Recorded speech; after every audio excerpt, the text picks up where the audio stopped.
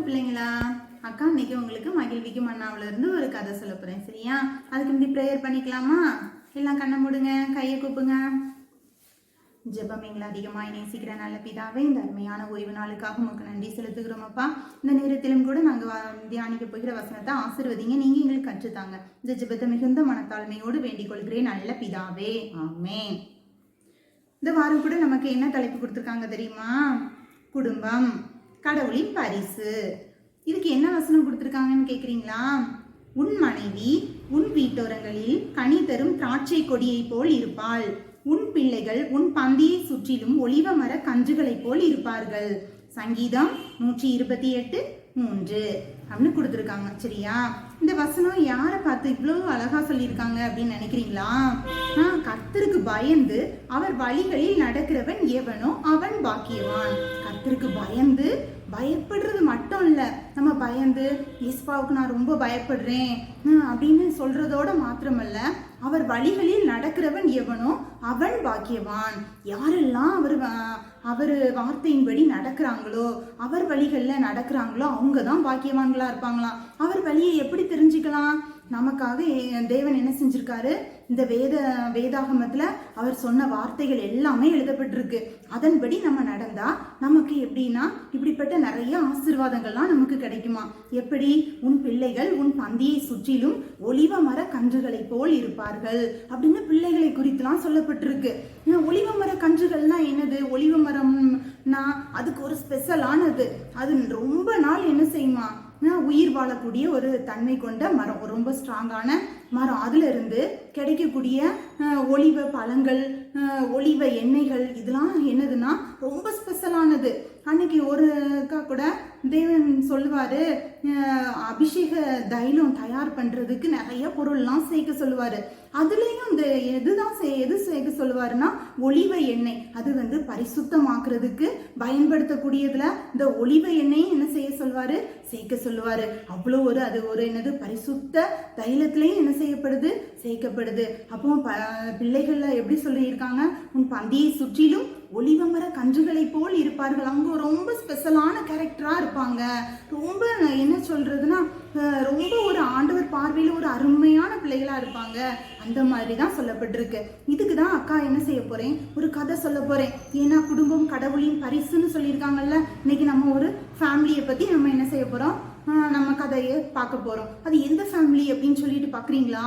நோவாவோட ஃபேமிலியை பற்றி தான் நம்ம பார்க்க போகிறோம். அக்கா எங்களுக்கு இந்த நோவா ஃபேமிலிலாம் ரொம்ப நல்லா தெரியும். அவர் கப்பல் செஞ்சார், அதெல்லாம் எங்களுக்கு தெரியும்க்கா, ரொம்ப போர் அடிக்கும்க்கான்னு சொல்கிறீங்களா? அதுதான், அது ஏன் கப்பல் செஞ்சார், எதுக்காக அப்படின்னு தான் நம்ம இன்னைக்கு என்ன செய்ய போகிறோம்? பார்க்க போகிறோம். சரியா?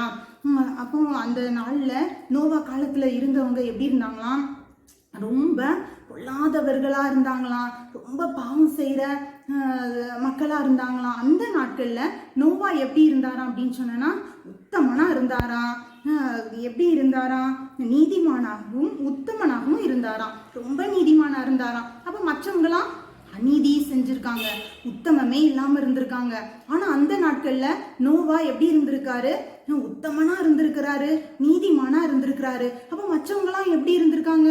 ரொம்ப இந்த விஷயத்துல ரொம்ப எப்படி இருந்திருக்காங்க? உத்தமம் இல்லாம இருந்திருக்காங்க. அப்ப அவங்க எப்படிதான் இருந்தாங்கன்னா நிறைய ராட்சதர்கள்லாம் இருந்தாங்களாம். அந்த காலத்துல பலவான்களா இருந்தாங்களாம்.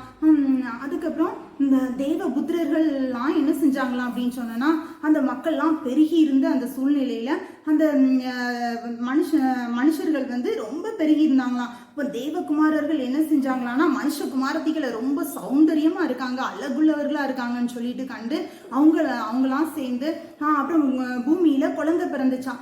குழந்தை பிறந்தா ரொம்ப ஆண்டவர் பார்வைக்கு அது வெறுப்பா இருந்துச்சான். இப்படி நம்ம உண்டாக்குன இந்த ஜனம் இவ்வளோ ஒரு பொல்லாத பாவம்லாம் செய்யுதே அப்படின்னு சொல்லிட்டு அவர் உள்ளத்துல அது அவருக்கு விசனமா இருந்துச்சான். ரொம்ப பாரம் அழுத்திக்கிட்டே இருந்துச்சு. அந்த மக்களை பார்த்தாலே அச்சோ இப்படி பண்றாங்களே, பாவம் பண்றாங்களே, நம்ம உண்டு பண்ணின ஜனம் இவ்வளோ ஒரு பாவம்லாம் பண்றாங்களே அப்படின்னு சொல்லிட்டு அவர் மனதுக்கு ரொம்ப வேதனையா இருந்துச்சான். அதனாலதான் அந்த மக்கள் எல்லாம் அழித்து போடலாம் அப்படின்னு சொல்லிட்டு அவர் என்ன செஞ்சிடறாரு? நினைக்கிறாரு. அப்போ மக்களை எவ்வளவு அழகா உண்டு பண்ணாரு. 6 நாளைக்குள்ள மக்களுக்கு தேவையானது எல்லாமே அவரு என்ன செஞ்சாரு? உண்டு பண்ணாரு. நிறைய மரங்கள், செடிகள், கொடிகள், பறவைகள் எல்லாத்தையுமே உண்டு பண்ணி பண்ணி மக்களுக்கு இது தேவை அது தேவைன்னு சொல்லிட்டு என்ன செய்யறாரு, எல்லாத்தையுமே உண்டு பண்ணவர் மனது எவ்வளவு வேதனைப்பட்டு அவர் அழிக்கணும்னா அந்த மக்கள் எந்த அளவு பாவம் செஞ்சிருப்பாங்க. அப்போ அந்த பாவத்தெல்லாம் பார்க்கும்போது அவருக்கு ரொம்ப வேதனையா இருக்குது. இப்படி மக்கள் என்ன செய்யறாங்க, நான் எவ்வளவு அழகா உண்டு பண்ண மக்கள் இப்படி தேவ புத்திரர்கள் இவங்கெல்லாம் கூட என்ன செய்யறாங்க, பாவம் செய்யறாங்களே அப்படின்னு சொல்லிட்டு ரொம்ப எப்படின்னா ரொம்ப வேதனைப்பட்டாராம். அதனாலதான் அப்போ பார்க்கும்போது அந்த ஜனங்களுக்குள்ள நோவாவோட ஃபேமிலி மட்டும் எப்படி இருந்திருக்கு, நோவா உத்தமனா இருந்திருக்காரு, நீதிமானா இருந்திருக்காரு, அப்புறம் தேவனோடு கூட சஞ்சரிக்கிறவரா இருந்திருக்காரு, தேவனோடு கூட பேசி அவரோடு கூட தேவனோடு கூட உலாவுகிற ஒரு மனுஷனா இருந்திருக்கிறாரு. அதனாலதான் தேவன் சொல்றாரு, நான் அந்த மக்கள் பாவம்லாம் எனக்கு ரொம்ப வழியெல்லாம் ரொம்ப பொல்லாததா இருக்கு, அதனால நான் என்ன செய்ய போறேன், இந்த மக்கள் எல்லாம் நான் அழிக்க போறேன், அதனால ஒரு பேழை என்ன செய்ய நீ உண்டு பண்ணு அப்படின்னு சொல்லிட்டு சொல்றாரு. அப்போ இப்படி எல்லாம் செய்யணும், இந்த பேழையில 3 அடுக்கா இருக்கணும், 300 முழ நீளம், 50 முழ அகலம், 30 முழ உயரம், இப்படிலாம் நிறைய அளவுலாம் சொல்லி அவருக்கு என்ன செய்யறாரு, அதுபடிலாம் நீ செய்யணும் அப்படின்னு சொல்லிட்டு சொல்றாரு. அப்போ இந்த நோவாவோட ஃபேமிலி என்ன சொல்லியிருப்பாங்க, இவ்வளோ நமக்கு ஒரு வீடு கட்டணும்னால எவ்வளோ நாள் ஆகுது, அப்போ இவ்வளோ ஒரு பெரிய ஒரு அளவுல ஒரு கப்பல் செய்யணுமா, ஒரு மழை வருமா அப்படின்னு சொல்லிட்டு அவங்களுக்கு அவங்க எதுவுமே சொல்லலை. அவங்க பிள்ளைங்களாம் அப்படியா சரி அப்படின்னு சொல்லிட்டு என்ன செய்யறாங்க, கீழ்ப்படிந்து குடும்பமா என்ன செய்யறாங்க, அந்த வேலையில என்ன செய்யறாங்க இருந்திருப்பாங்க. அப்போ எல்லா வேலையும் முடிக்கிறாங்க. அப்போ அந்த மக்கள்லாம் மற்ற மக்கள்லாம் அந்த பொல்லாதவர்களாகிய மக்கள்லாம் எவ்வளவு ஏளனம் பண்ணியிருப்பாங்க. அப்போ அதெல்லாம் பொருட்படுத்தாது தேவன் சொன்ன காரியத்துல மட்டும் என்ன செய்யறாங்க, கவனமா இருக்கிறாங்க, கீழ் பூசுறாங்க, அழகா என்ன செய்யறாங்க, கீழ் பூசி தேவன் என்னென்ன பிரகாரமா செய்ய சொன்னாரோ அதெல்லாம் கரெக்டா செஞ்சு முடிக்கிறாங்க. சரி இப்படியெல்லாம் தேவன் சொல்றாரு, இவ்வளோ கஷ்டமான வேலை சொல்றாரு, சரி எப்படியோ கீழ் பூசணுமா, சும்மா அங்கங்க லேசா பூசிடுவோம், தேவன் சொன்னதுக்கு கடமைக்காக முடிச்சிருவோம் அப்படின்னு சொன்னா அந்த கப்பல் மிதந்துட்டு இருக்கும்போது தண்ணி என்ன செஞ்சிரும், உள்ள வந்து அவங்களும் என்ன செஞ்சிருப்பாங்க, செத்து போயிருப்பாங்க. ஆனா அவங்க அப்படி தேவன் என்ன மாதிரி சொன்னாரோ அதே மாதிரி கரெக்டா செய்யறவங்களா இருந்தாங்க. அந்த பிள்ளைங்களும் என்ன செஞ்சாங்க, மற்ற மக்கள்லாம் எவ்வளவு பாவம் செஞ்சிட்டு இருக்கிறாங்க, நீங்க என்னப்பா நீங்க ரொம்ப ஓல்டு ஸ்டைல்லே இருக்கீங்களே, இந்த மக்கள் மாதிரி நாங்களும் நல்லா ஜாலியா இருக்கணும், ரொம்ப அந்த மக்கள் பாவம் செஞ்சு எவ்வளவு என்ஜாய் பண்றாங்க, அதே மாதிரி நாங்களும் என்ன செய்யணும் அப்படி இருக்கணும்னு சொல்லிட்டுலாம் இல்லை. அவங்க அப்பா என்ன சொல்றாங்களோ அதுபடியே என்ன செய்யறாங்க, பேழைக்குள்ள வாங்க அப்படின்னா என்ன செஞ்சுறாங்க, பேழைக்குள்ள வந்து எல்லாரும் என்ன செஞ்சுறாங்க, உட்காந்துருக்காங்க. இல்லை நாங்க வரமாட்டோம், இப்படி எல்லாம் பண்ண மாட்டோம், நீங்க என்ன தேவன் சொல்றாருன்னு சொல்லி இப்படி பண்றீங்க, எங்களை ஜாலியாவே இருக்க விட மாட்டேன்றீங்களே, எந்த நேரம் வேலையே சொல்லிட்டு இருக்கீங்களே அப்படின்னு அவங்களாம் என்ன செய்யல, சொன்னதா எழுதப்படவே இல்லை. அப்போ அவங்க எப்படி இருந்திருக்காங்க, கீழ்ப்படிதலா இருந்திருக்காங்க. மற்ற மக்களை கம்பேர் பண்ணும்போது இந்த பரிசுத்தமா என்ன செஞ்சிருக்காங்க, இருந்திருக்காங்க. நோவாவுக்கு ஒரு மனைவி, 3 பிள்ளைகள், அந்த 3 பிள்ளைகளுக்கும் ஒரு மனைவி இருந்தாங்க. 3 பேருக்கு மொத்தம் அப்போ எத்தனை பேரு, 8 பேர் இருந்தாங்க. சரியா, அப்போ அந்த 8 பேரை தேவன் என்ன செஞ்சிருக்காரு, அந்த நாட்கள்ல மற்ற மக்களை கம்பேர் பண்ணும்போது இவங்களை என்ன செய்யறாரு, பரிசுத்தமா பாக்குறாரு. அன்னைக்கு ஒளிவ எண்ணெயை அந்த பரிசுத்தமாக்குறதுக்கு சேர்த்தாங்கல்ல, அதே மாதிரி இந்த பிள்ளைங்க எப்படி இருந்திருக்காங்க, பரிசுத்தம் உள்ளவர்களா இருந்திருக்காங்க. அப்போ தேவன் பார்வையில அப்போ அவங்க அப்பா அம்மாவுக்கு கீழ்படுறதுல இருந்து அவங்க எல்லாரும் குடும்பமா சேர்ந்து என்ன செஞ்சிருக்காங்க, அந்த தேவனுடைய வேலையை அழகா செஞ்சு முடிச்சிருக்காங்க. அதனால தேவன் பாக்குறாரு, சரின்னு சொல்லிட்டு எல்லாரும் என்ன செய்யறாரு, கப்பல்ல உட்கார வச்சு என்ன செஞ்சிடறாரு, கதவை பூட்டிடுறாரு. இப்போ மற்ற மக்கள்லாம் என்ன செஞ்சாங்க, அழிந்து தண்ணியில என்ன செஞ்சுட்டாங்க, அழிந்து போயிட்டாங்க. ஆனா அந்த குடும்பம் மட்டும் என்ன செஞ்சிருச்சு, அழகா காக்கப்பட்டுச்சு.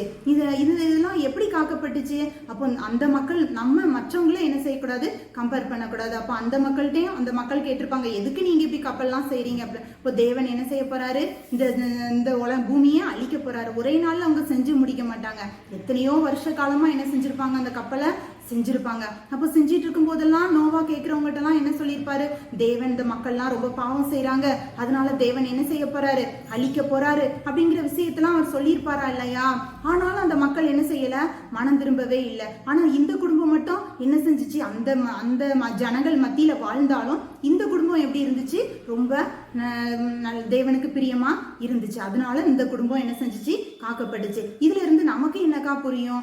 நமக்கு இதுல என்ன இருக்குது அப்படின்னா, நம்மளும் என்ன செய்யறோம், இந்த பூமியில ஆண்டவர் சீக்கிரமா வரப்போறாரு, நம்மளெல்லாம் என்ன செய்வாரு, பரலோகத்துக்கு கூட்டிட்டு போக வருவாரு, பாவம் செய்யறவங்களெல்லாம் என்ன செய்வாரு, அக்கினி கடல்ல போடுவாரு, இப்படிலாம் நம்ம கேட்டுட்டே இருக்கிறோம். அப்ப ஆனா என்னது, மற்றவங்களாம் என்ன செய்வாங்க, அச்சோ என்னாலும் இப்படிதான் சொல்லிட்டே இருக்காங்க அப்படின்ட்டு நினைப்பாங்க. அன்னைக்கு நோவா காலத்துல மழை வரப்போகுது, தேவன் ஜனங்கள் எல்லாம் அழிக்க போறாரு, மக்கள்லாம் பாவம் செய்யறாங்க அப்படின்னு சொன்னதும் அவங்களும் என்ன செய்யல, கேட்கவே இல்லை. அதே மாதிரி சோதோம் குமரா பட்டணத்தை அழிக்கும் போதும் தூதனை தேவன் என்ன செஞ்சாரு, லோத்து வீட்டை காப்பாத்துறதுக்காக அனுப்பப்பட்டாலும் அந்த தூதனையும் தவறான கண்ணோட்டத்தோடு பாக்குறவங்க நிறைய பேர் இருந்தாங்க. அதனாலதான் தேவன் என்ன செஞ்சாரு, அந்த சோதம் குமரா பட்டணத்தையும் என்ன செஞ்சுட்டாரு, அழிச்சிட்டாரு அன்னைக்கு. அப்போ இன்னைக்கும் மக்கள் நிறைய பாவம் நிறைஞ்சவங்களா தான் இருக்காங்க. அப்போ நம்ம சொல்லலாம், அச்சோ அது எப்படிக்கா, மற்றவங்க எல்லாம் எவ்வளவு சந்தோஷமா இருக்காங்க, நீங்க அப்படிலாம் இருக்கக்கூடாது, பைபிள் படி தான் இருக்கணும், நீங்க ரொம்ப ஓல்டு ஸ்டைல்லே சொல்றீங்களேக்கா அப்படின்னு சொன்னா, அன்னைக்கு அந்த ஓல்டு ஸ்டைலை பின்பற்றின நோவா குடும்பம் தான் என்ன செஞ்சுச்சு, காக்கப்பட்டுச்சு. இன்னைக்கு பைபிள் படி யார் நடக்காங்களோ அவங்க மட்டும் தான் என்ன செய்வாங்க, காக்கப்படுவாங்க. யூதாவுல கூட 6வது வசனம் 7வது வசனத்துலதான் இதை பத்தி சொல்லப்பட்டிருக்கு. சரியா? அதனால நம்மளும் என்ன செய்யணும், தேவனுக்கு பிரியமா நடந்து நம்ம குடும்பமும் எப்படி இருக்கணும், குடும்பம் கடவுளின் பரிசு. அப்போ ரொம்ப என்ன செய்யணும், அப்போ ஆண்டவருக்கு பிரியமா நடந்து நம்மளும் என்ன செய்யணும், வாழ்ந்து நம்ம நோவா குடும்பம் போல நம்ம என்ன செய்யணும், பரலோக ராஜ்யத்துல பங்குள்ளவர்களா இருக்கணும். இப்ப ஜெபம் பண்ணலாமா? ஜெபம். ஏசப்பா, இன்னைக்கு கூட நாங்கள் தியானித்த கதையிலிருந்து அப்பா, நாங்கள் எங்கள் வாழ்க்கையில எப்பொழுதும் ஆண்டவரை உமக்கு பிரியமா இருக்க உதவி செய்யுங்க. எங்களை தாழ்த்தி ஒப்பு கொடுக்கிறேன். இந்த ஜெபத்தை மிகுந்த மனத்தாழ்மையோடு வேண்டிக் கொள்கிறேன் எங்கள் ஜீவனோட நல்ல பிதாவே. ஆமேன்.